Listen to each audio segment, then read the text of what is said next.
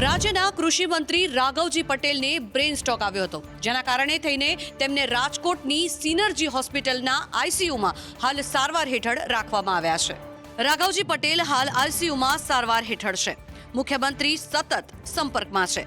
જામનગરના પસાયા બિરાજામાં ગામ ચલો અભિયાન કાર્યક્રમ દરમિયાન રાત્રે તેઓને માઇનોર બ્રેઇન સ્ટ્રોક આવ્યો હતો. રાઘવજી પટેલની ખબર અંતર પૂછવા માટે ભાજપના અનેક અગ્રણીઓ હાલ હોસ્પિટલમાં પહોંચ્યા છે. તો રાઘવજી પટેલની તબિયત સારી હોવાનું મંત્રી મુળુભાઈ બેરા સહિતનાઓએ જણાવ્યું છે. આ સાથે જ તેઓને વધુ સારવાર અર્થે મુંબઈ લઈ જવાય તેવી પણ શક્યતાઓ હતી. જોકે મુંબઈની 3 હોસ્પિટલનો અભિપ્રાય પણ લેવામાં આવ્યો. હાલ તેઓની તબિયત સુધારા પર છે, જેથી તેઓને રાજકોટ જ રાખવામાં આવશે. મંત્રી રાઘવજી પટેલ હાલ હોસ્પિટલમાં ડોક્ટરના ઓબ્ઝર્વેશન હેઠળ છે અને હાલ તેમની તબિયત સ્થિર છે. ભાજપે લોકસભાની તૈયારીઓ આદરી દીધી છે. મુખ્યમંત્રી ભૂપેન્દ્ર પટેલે આજે ગાંવ ચલો અભિયાનની શરૂઆત કરાવી હતી. મુખ્યમંત્રી ભૂપેન્દ્ર પટેલે વડગામના જલોત્ર ગામથી ગાંવ ચલો અભિયાનની શરૂઆત કરાવી હતી. સીએમ પટેલે ગામના વિવિધ મંદિરોના દર્શન કર્યા હતા અને ગામમાં જ ખેડૂતોના ઘરે રાત્રિ રોકાણ કર્યું હતું. રાત્રે તેમને ખેડૂતો સાથે ભોજન પણ લીધું હતું, જેમાં બાજરીનો રોટલો, શાક ભાખરી, ખીચડી, ઘી, દૂધ અને શીરો સહિતની દેશી વાનગીઓનો સ્વાદ માણ્યો હતો. વહેલી સવારે ગામમાં ગ્રામજનો સાથે બૂથ બેઠક કરી હતી. વિવિધ વિસ્તારમાં ખેડૂતો સાથે ખાટલા બેઠક કરીને ચર્ચાઓ પણ કરી હતી. લક્ષ્મણ ભટોળ નામના ખેડૂતના ઘરે અન્ય ખેડૂતો સાથે મુખ્યમંત્રી ભૂપેન્દ્ર પટેલે ખાટલા બેઠક કરી હતી, જેમાં સીએમ પટેલે ખેડૂતોના ખેતીના વિવિધ પ્રકારના માર્ગદર્શન પણ લીધા હતા. ગાંવ ચલો અભિયાન અંતર્ગત મુખ્યમંત્રીએ વડગામના જલોત્રામાં ખેડૂતો સાથે ચર્ચા કરી હતી, તો ખેડૂતોના પ્રશ્નોને શાંતિથી સાંભળ્યા પણ હતા. સુરતમાં લોકસભા ઇલેક્શનની ચહેલ પહેલની શરૂઆત થઈ ગઈ છે. ગૃહમંત્રી હર્ષ સંઘવીએ બૃહદ સંપર્ક અભિયાનની શરૂઆત કરી છે. આગામી લોકસભાની ચૂંટણીને લઈને ભાજપ દ્વારા રાજ્યભરમાં તૈયારીઓ શરૂ થઈ ગઈ છે. ત્યારે ગૃહ રાજ્ય મંત્રી હર્ષ સંઘવીએ તેમના પોતાના મત વિસ્તારમાં સરકારી લાભાર્થીઓને મળવા પહોંચ્યા હતા.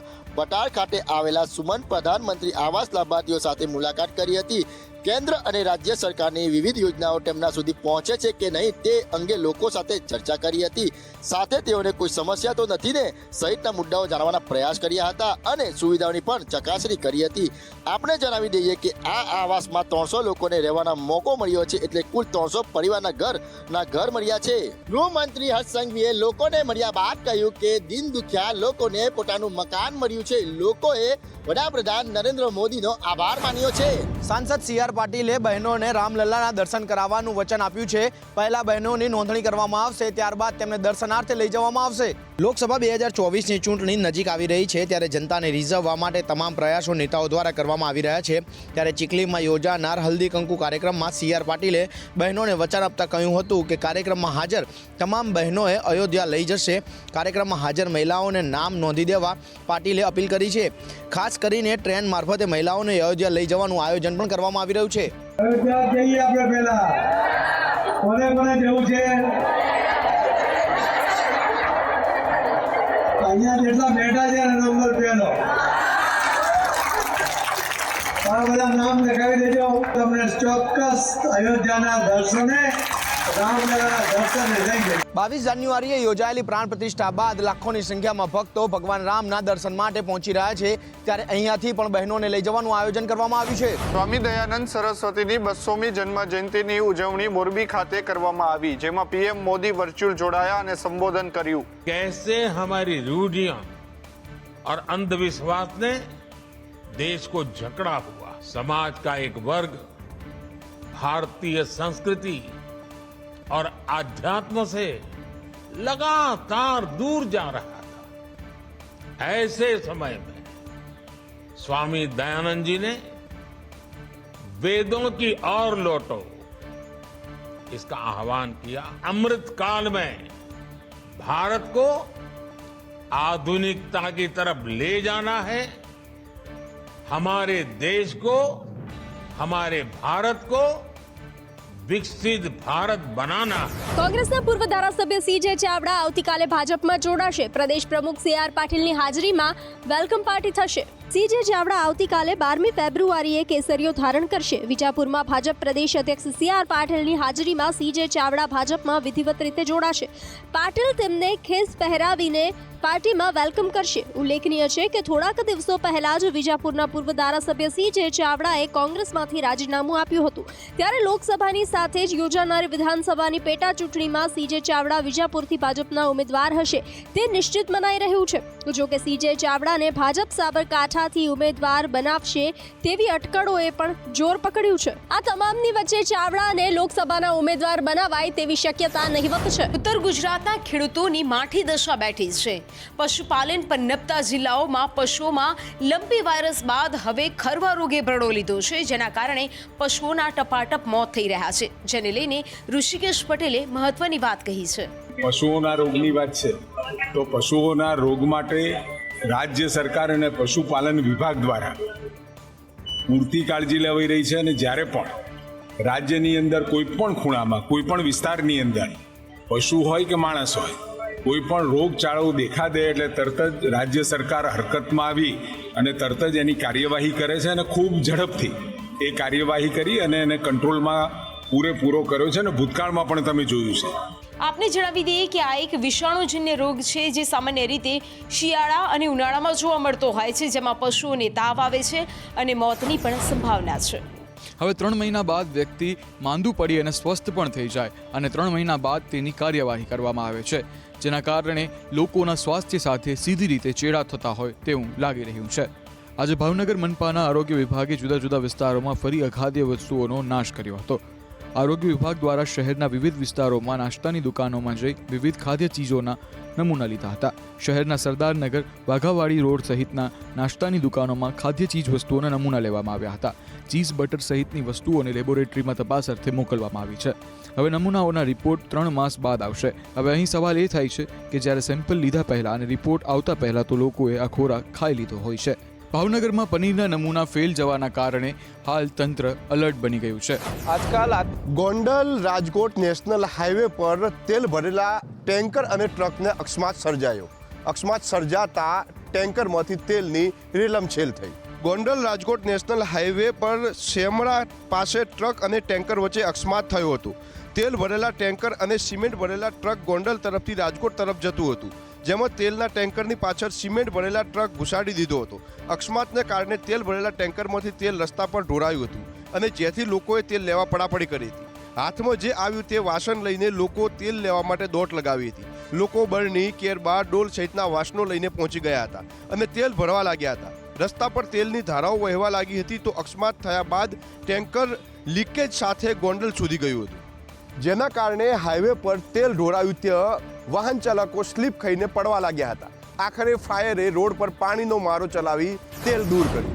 ઉત્તર ભારતમાં ફરી એકવાર હવામાનમાં પલટો આવવાનો છે, ત્યારે આગામી દિવસોમાં વરસાદ આવવાની ચેતવણી પણ આપવામાં આવી છે.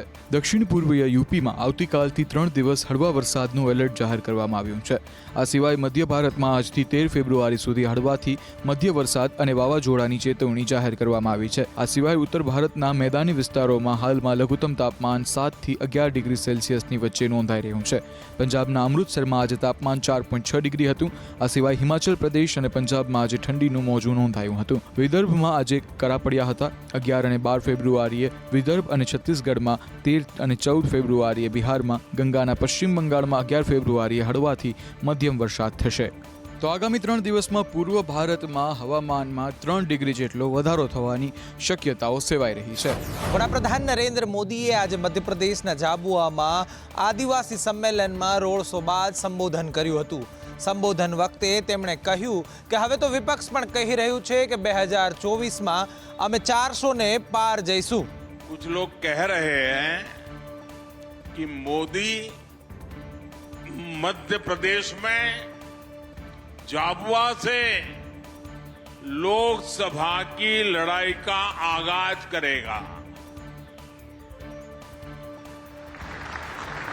मैं बताना चाहता हूं, मोदी तो सेवक के तौर पर ईश्वर रूपी एमपी की जनता जनार्दन का आभार मानने आया है.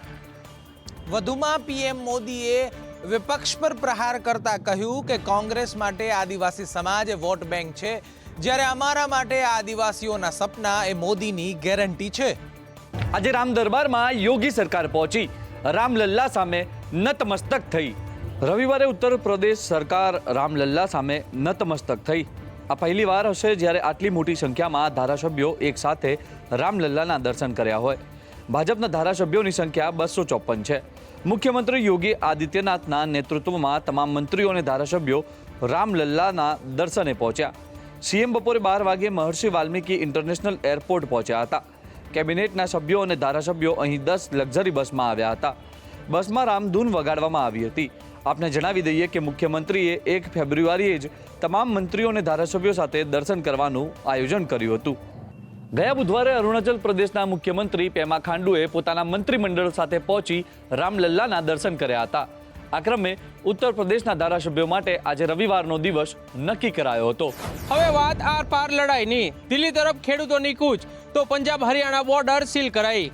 સંયુક્ત કિસાન મોરચાની 13 ફેબ્રુઆરીએ દિલ્હી તરફની કૂચ પહેલા શંભુ ખનોરી સહિત હરિયાણા અને પંજાબની તમામ બોર્ડર સીલ કરી દેવામાં આવી છે. સિંધુ અને ટીકરી બોર્ડર પર સિમેન્ટના બેરિકેડ પણ લગાડવામાં આવ્યા છે. પંજાબથી આવતા ખેડૂતોને રોકવા માટે અંબાલા અને ફતેહબાદની શંભુ બોર્ડર પર બેરિકેડ લગાડવામાં આવ્યા છે.